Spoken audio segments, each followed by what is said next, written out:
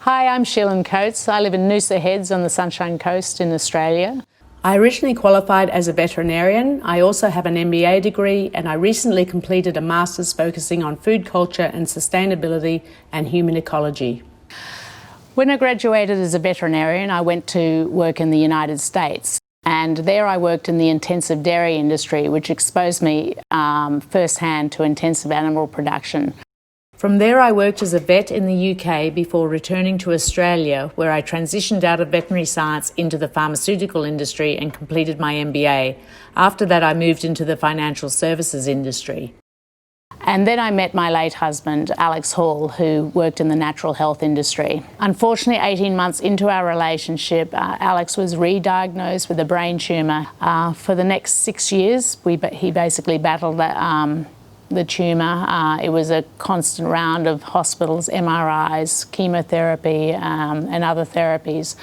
And he lost that battle when he was only 34, 13 years ago now.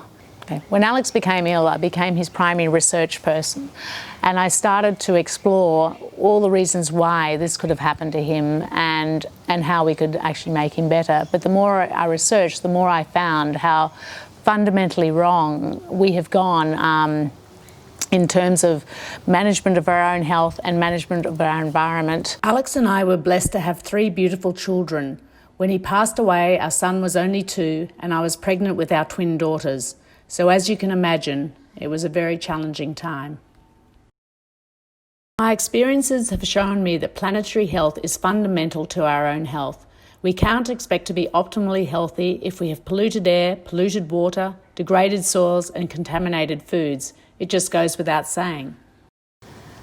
Conscious consumption is basically stopping and being mindful. You really need to know where the products that you're consuming are coming from, how they're being produced. You also need to understand what's going to happen to them downstream, how they're going to be recycled, what impact there's going to be on the planet. And of course, we need to consider the immediate impact on our own health and our environments.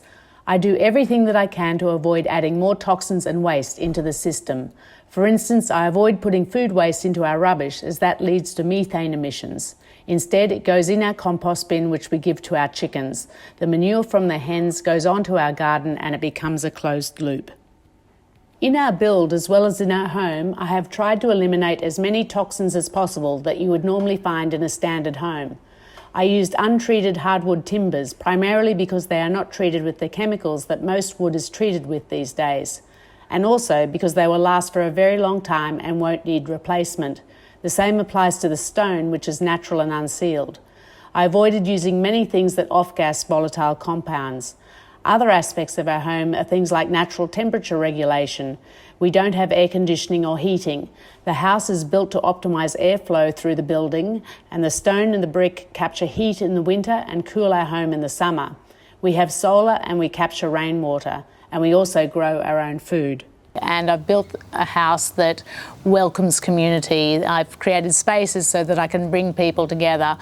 Basically, to create the change that you want to see, you have to invest in it. You have to be prepared to spend the money on it.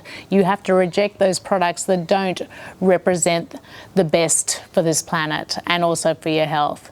And so in closing, the key things to remember are to become more aware, to be more mindful, and when making a choice, to always remember to be kind to the planet, to others, and to ourselves.